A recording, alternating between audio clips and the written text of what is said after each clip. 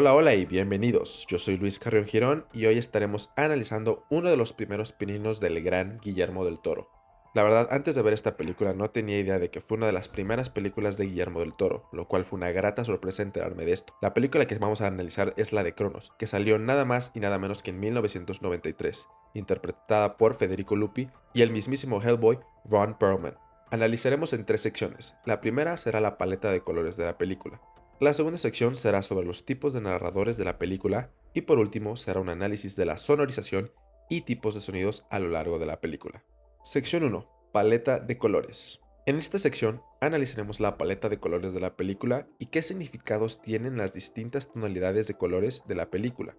En especial nos enfocaremos en la paleta de colores cuando el protagonista está a escena.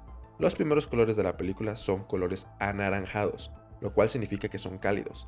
Dado que la película toma lugar en México, es mucho de costumbre que películas que se basan en México tienen un color naranja.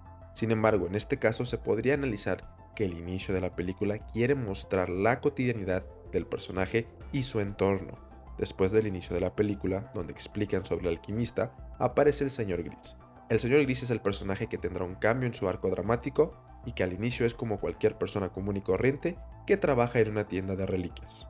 Al inicio de la película, la paleta de colores es naranja, esto queriéndonos dar a sentir y entender un lugar cálido, acogedor, sociable, amigable y feliz.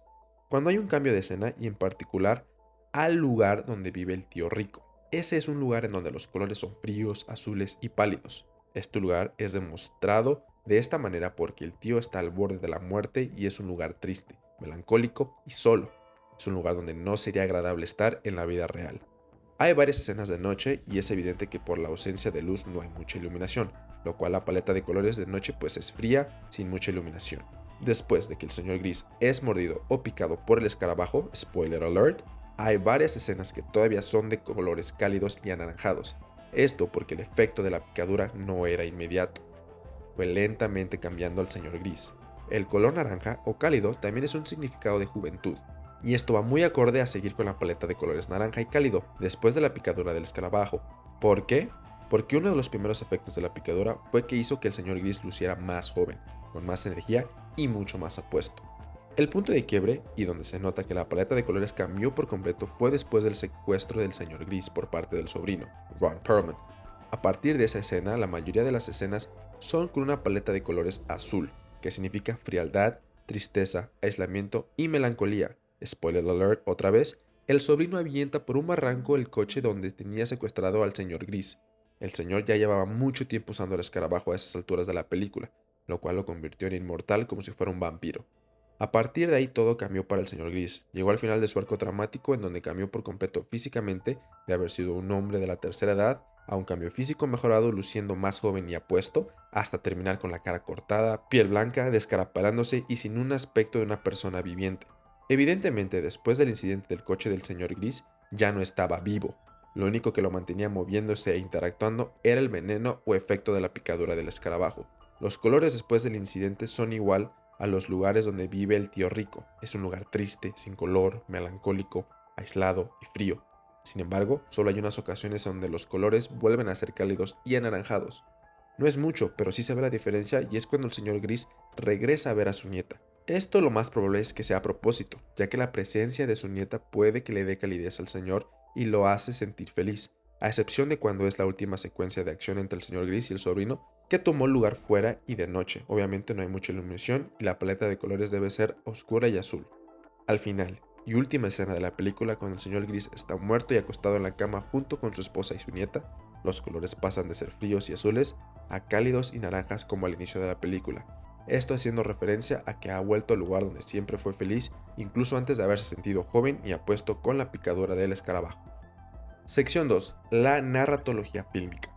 Primero hay que entender que la narración cinemática puede ser entendida como la actividad discursiva responsable de representar o relatar los hechos o situaciones de la historia. El inicio de la película tiene, en mi opinión, dos tipos de narradores.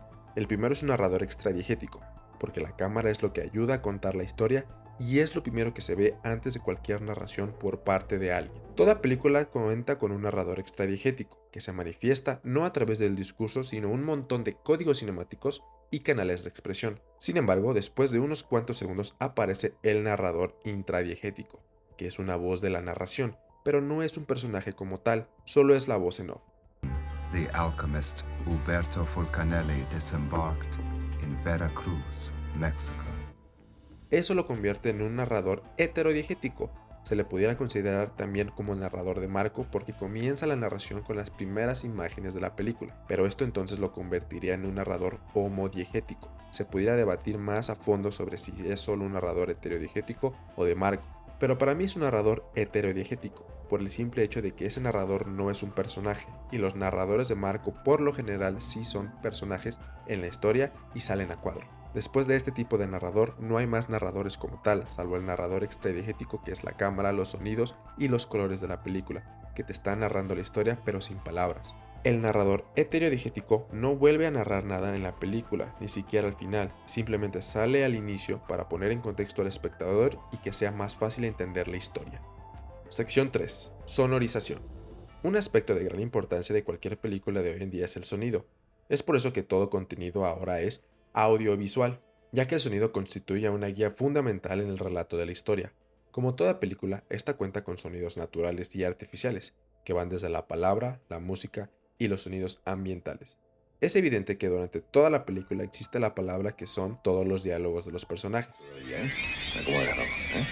Por tamaño y fuerza. La música en esta película es definitivamente significativa y con una intencionalidad para hacer sentir al espectador algo. Los sonidos ambientes, música, voces, ruidos, silencios y efectos especiales sonoros se entremezclan para crear sensaciones realistas destinadas a la apoyatura de las imágenes. La película cuenta con todos los elementos que sin ellos no sería lo mismo. También pudiéramos separar y categorizar los sonidos de otra forma. En este caso, los sonidos in. Estos sonidos provienen de algo en la escena. Puede ser ruidos de lluvia en donde la lluvia está de fondo, puede ser música que proviene de una grabadora. En esta película en especial hay mucha sonorización in, en especial cuando se trata del escarabajo. El escarabajo tiene un mecanismo de reloj o de cronómetro, en donde el personaje gira una parte del escarabajo para echarlo a andar. Cada vez que el personaje hace esto, hace un sonido como de reloj antiguo. En sí, esta película está llena de sonidos in porque son sonidos que provienen de lugares y acciones que hacen los personajes, y todo lo que ocasionan esos sonidos salen a cuadro en la película. Sin embargo, también existen los sonidos off. Esta película es una película de misterio, de intriga e incluso se podría considerar de terror. Estos sonidos off son especialmente usados en este tipo de películas para condensar la atmósfera. Estos sonidos son usados de manera profusa como susurros, crujidos y golpes. El sonido over es representado por los sonidos in y sonidos off. El sonido over, usado especialmente en la música, se emplea siempre como un acompañamiento de la escena. Al inicio de nuevas secuencias siempre hay música que acompaña a la historia, y esa música proviene de la nada, que lo convierte en sonido off y over. Especialmente esta película tiene musicalización de suspenso todo el tiempo. Cada vez que el señor Gris está pasando por un cambio o está frente a una situación nueva, siempre lo acompaña un sonido de suspenso. Lo podemos ver en escenas como cuando hay sangre, está usando el escarabajo. En esos momentos siempre hay música de suspenso. No sé, una limadura de metal. No, es más bien como un aguijón. También hay varias escenas donde hay sonidos que conectan, como por ejemplo cuando está a punto de meterse a bañar se escuchan aplausos, que no es normal que se escuchen en una ducha, pero después hacen una transición a una fiesta de año donde todas las personas ahí están aplaudiendo. Estos sonidos que pasan de ser extradiegéticos o sonidos off a intradiegéticos o sonidos in.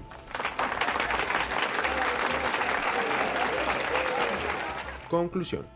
Como cada película, se le pudiera hacer un análisis que llevaría meses o incluso años, pero espero que este análisis les haya ayudado un poco en entender este mundo cinematográfico que se necesita para hacer una película. Y es por eso que no cualquiera puede hacer una película. Se necesita un cierto nivel de destreza y arte que no todos poseen. Sin embargo, el gran Guillermo del Toro nunca falla en decepcionar cuando nos trae obras de arte como esta. Gracias por su atención y nos vemos la próxima.